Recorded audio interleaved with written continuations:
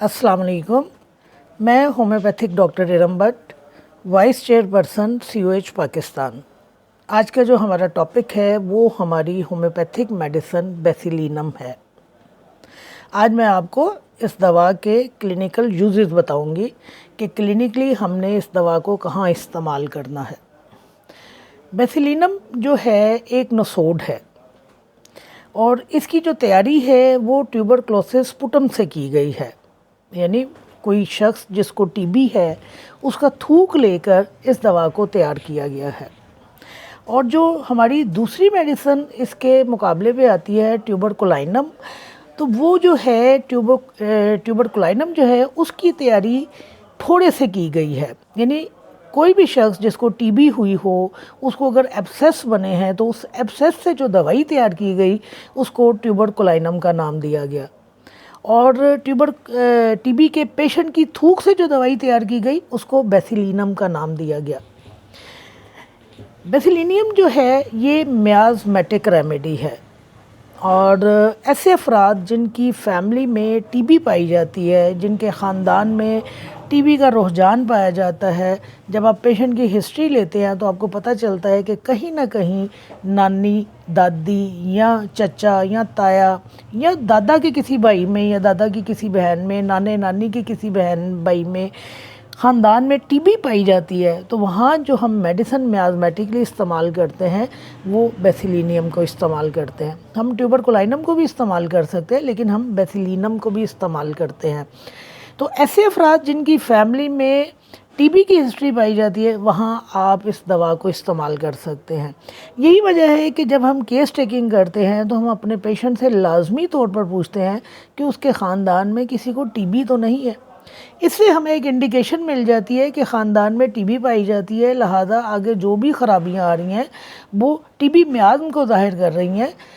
यहाँ मैं थोड़ी सी वजाहत कर दूँ कि नॉर्मली हमें कॉलेजेस में 3 मियाज़्म ही पढ़ाए जाते हैं। सोरा पढ़ाया जाता है, सिफिलिस पढ़ाया जाता है, साइकोसिस पढ़ाया जाता है, लेकिन इसके अलावा भी बहुत सारे मियाज़्म हैं जो बाद में शामिल किए गए उसमें, और जो मियाज़्म में शामिल किया गया वो TB मियाज़्म भी है। तो ऐसे अफराद जिनकी फैमिली में TB पाई जाती हो वहाँ हम इस दवा को मियाज़मेटिक रेमेडी के तौर पर इस्तेमाल करते हैं।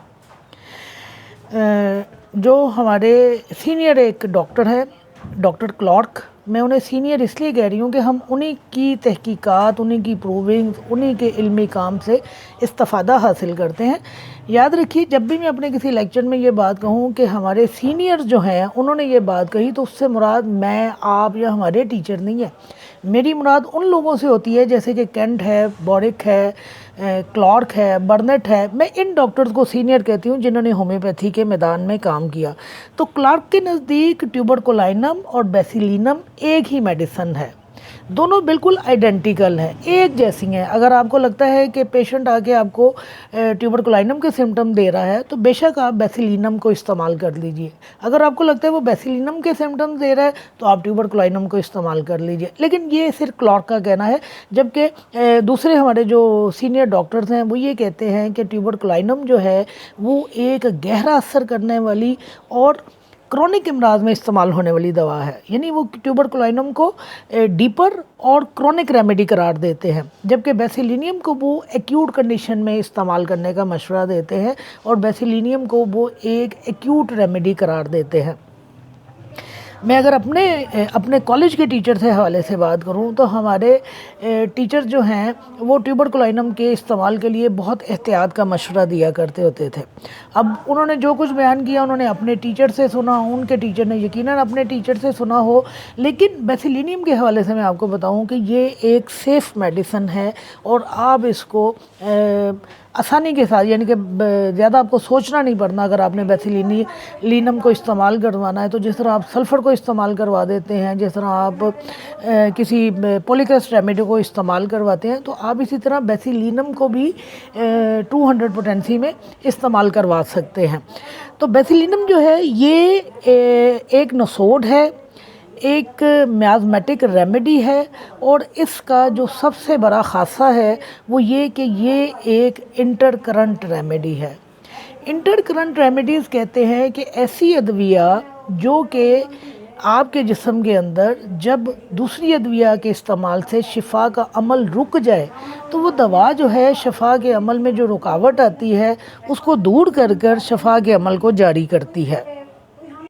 لہذا بیسیلینیم جو ہے ایک بہترین انٹر کرنٹ ریمیڈی ہے۔ آپ نے دیکھا، آپ نے اپنے مریض کو جو دوا استعمال کروائی وہ اس کے سائن اور سمٹمز کے بالکل مطابق تھی، آپ نے بہترین دوا کی سلیکشن کی، دوا نے کام بھی شروع کیا، لیکن کچھ عرصے کے بعد آپ نے محسوس کیا کہ دوا کا عمل جو ہے وہ رک گیا ہے۔ تو جہاں کہیں ہمیں یوں محسوس ہو کہ دوا کا عمل رک گیا ہے تو ہم کوئی نہ کوئی انٹر کرنٹ ریمیڈی یوز کروا دیتے ہیں، جیسے ہم سلفر کو انٹر کرنٹ ریمیڈی کے طور پر استعمال کرواتے ہیں اور رزلٹ حاصل کرتے ہیں۔ بالکل اسی طرح ہم بیسیلینم کو استعمال کرواتے ہیں انٹر کرنٹ ریمیڈی کے طور پر اور رزلٹ حاصل کرتے ہیں۔ اب اس دوا کے حوالے سے میں آپ کو بتا دوں کہ اس دوا کا جو خاص ایکشن ہے وہ ہمارے لنگز کے اوپر ہے۔ لنگز سب سے زیادہ متاثر ہوتے ہیں۔ اب اگر آپ کے پیشنٹ میں ٹی بی پائی جا رہی ہے یا نہیں پائی جا رہی، اگر آپ کو سمٹمز ملتے ہیں تو آپ نے بیسیلینم کا استعمال کروانا ہے، اگر ٹی بی پائی جا رہی ہے تو بھی آپ نے اس دوا کا استعمال کروانا ہے۔ تو لنگز کے جتنے بھی ڈس آرڈرز ہیں، لنگز کی جتنی بھی خرابیاں ہیں، آپ کے ریسپیریٹری سسٹم کی جتنی بھی خرابیاں آتی ہیں، نظام تنفس کے حوالے سے جو بھی پرابلمز ہمارے سامنے آتے ہیں وہاں ہم اس دوا کا استعمال کرواتے ہیں۔ تو میں تھوڑا سا آپ کو بریف کر دوں کہ ہم بیسیلینم کو کہاں لنگز میں استعمال کرواتے ہیں۔ دیکھیے، بیسیلینم جو ہے وہ برونکائٹس میں استعمال ہوتی ہے، ہوا کی نالیوں کی جو سوزش ہو جاتی ہے اس میں استعمال ہوتی ہے، دمہ میں استعمال کیا جاتا ہے، بلغمی دمہ میں اس دوا کا استعمال ہوتا ہے، سانس لینے میں اگر دقت آتی ہے تو اس دوا کا استعمال کیا جاتا ہے، رات کے پسینے آتے ہیں تو اس دوا کا استعمال کیا جاتا ہے، بلغم کا بکثرت اخراج ہوتا ہے تو اس دوا کا استعمال کیا جاتا ہے۔ اس کے علاوہ اس دوا میں سانس میں جو ہے بلبلے اٹھنے کی سی آواز آتی ہے اور پیپ ملے بلغم کا اخراج ہوتا ہے، تو وہاں ہم بیسیلینم کو استعمال کرواتے ہیں۔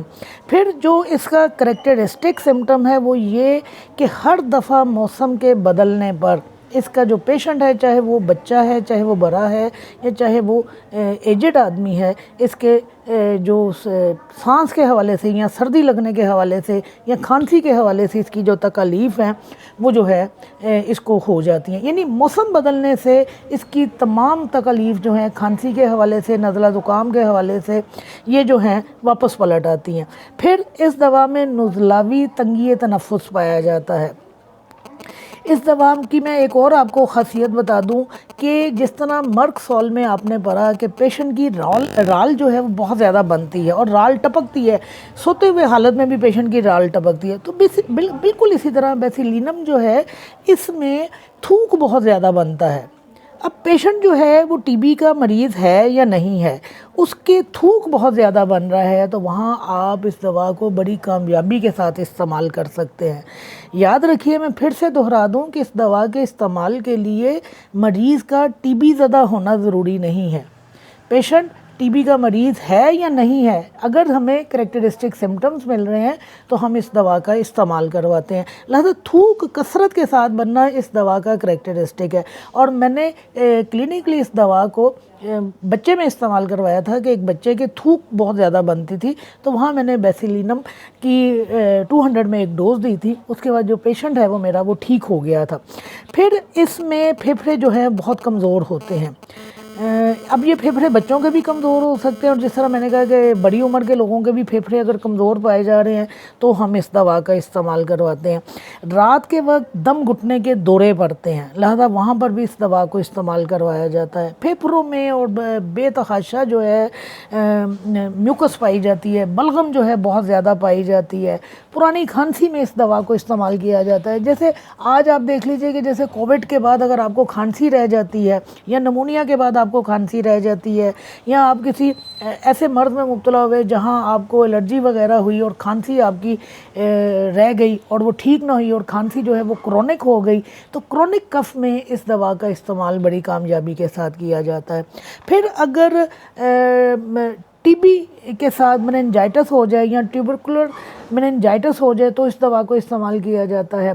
ٹی بی کے علاج میں اس دوا کو بڑی کامیابی کے ساتھ استعمال کیا جاتا ہے۔ اور پھر جس طرح میں نے آپ کو کہا کہ یہ دوا جو ہے اس میں خاص طور پر رجحان پایا جاتا ہے کہ گلا جو ہے وہ دکھتا ہے، سور تھروٹ جس کو کہتے ہیں، اور مریض جو ہے بڑی آسانی کے ساتھ سردی کو پکڑ لیتا ہے۔ یہی وجہ ہے کہ سردی کے موسم میں اس پیشنٹ کے جو علامات ہیں وہ بڑھ جاتی ہیں اور یہ گرم جگہ پر گرمی میں اپنے آپ کو بہتر محسوس کرتا ہے۔ اور اسی طرح رات کے وقت اور صبح سویرے اس کی علامات بہت زیادہ بڑھ جاتی ہیں۔ رات کے وقت جس طرح میں نے آپ کو کہا کہ رات کے پسینے آتے ہیں یا رات کو دم گھٹنے کے سے اس کو دوڑے پڑتے ہیں، تو یہ ساری چیزیں جو ہیں یہ بیسیلینیم کے کریکٹرسٹک سمٹمز میں آتے ہیں۔ اسی طرح اس کی علامات جو ہے ٹھنڈی ہوا سے بھی بڑھ جاتی ہیں۔ تو لنگ سے ریلیٹڈ جتنی بھی خرابیاں ہیں وہ ساری کی ساری اس میں آتی ہیں۔ آپ کے ریسپیریٹری جو سسٹم ہے پورے کا پورا، آپ کے ناک سے لے کر آپ کے لنگز تک جتنے بھی آرگنز آتے ہیں ریسپیریٹری سسٹم کے حوالے سے میں بات کر رہی ہوں، وہ سارے کے سارے اس دوا میں آتے ہیں۔ اس کے علاوہ اس دوا کے دو چار اور بھی کریکٹرسٹک سمٹمز ہیں جس کی بنیاد پر ہم اس کو کلینکلی استعمال کرواتے ہیں۔ ایک تو جس طرح میں نے آپ کو کہا نا کہ یہ انٹر کرنٹ ریمیڈی کے طور پر استعمال ہوتی ہے، تو اس دوا کا جو استعمال ہے وہ بیڈ ویٹنگ میں بھی کیا جاتا ہے اور انٹر کرنٹ ریمیڈی کے طور پر بھی کیا جاتا ہے، اور بیڈ ویٹنگ کے پیشنٹ میں علاج پراپر شروع کرنے سے پہلے اس دوا کا استعمال کر لیا جاتا ہے۔ اس کی بیسک وجہ یہ ہے کہ اس دوا میں یورین کا بکثرت ہونا پایا جاتا ہے، یعنی پیشنٹ کو رات کو کئی دفعہ اٹھ کر جو ہے وہ واش روم جانا پڑتا ہے اور پیشاب کی مقدار بہت بڑی ہوئی ہوتی ہے۔ اور بچوں میں جو ہے یہ کنڈیشن بیڈ ویٹنگ کی صورت میں ہمارے سامنے آتی ہے، تو جہاں آپ کریازوٹم، سپیا اور دوسری میڈیسن کا کاسٹیکم یا میکفوس کا استعمال کرواتے ہیں، وہاں آپ انٹر کرنٹ ریمیڈی کے طور پر یا سٹارٹ میں آپ بیسیلینم کو استعمال کروا سکتے ہیں۔ پھر اس دوا میں ایک اور جو خاصیت پائی جاتی ہے کہ یہ دوا ہمارے دانتوں کے اوپر جو کریرا لگتا ہے اس کو اتارنے میں ہماری مدد دیتی ہے۔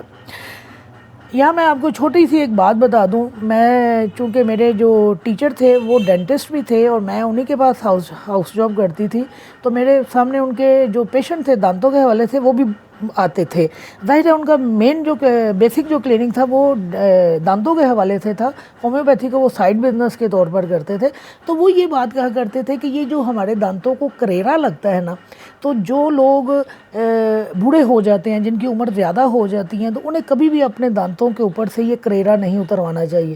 وہ کہتے تھے یہ کریرا جو ہوتا ہے انہوں نے آپ کے دانتوں کو پکڑا ہوا ہوتا ہے، بالکل پرانے گھروں کی طرح، ان مکانوں کی طرح جن میں اینٹیں ایک دوسرے کے ساتھ جڑی ہوئی ہوتی ہیں، اور جب آپ ان کو چھیڑتے ہیں تو سارا کا سارا کھل جاتا ہے مکان اور آپ کے گلے پڑ جاتا ہے۔ بالکل اسی طرح وہ دانتوں کے حوالے سے کہتے تھے کہ جب آپ بڑے ہو جاتے ہیں، آپ کی عمر زیادہ ہو جاتی ہے، تو یہ کریرا جو ہے آپ کے دانتوں کو جکڑ کے رکھتا ہے، لہٰذا کبھی اس کو صاف نہ کروائیے۔ بہرحال یہ میرے ان ٹیچر کی رائے تھی۔ تو یہ دوا جو ہے ہماری بیسیلینم، یہ اس دوا میں یہ خاصہ پایا جاتا ہے کہ دانتوں کے اوپر جو کریرا لگتا ہے اس کریرے کو صاف کرتی ہے۔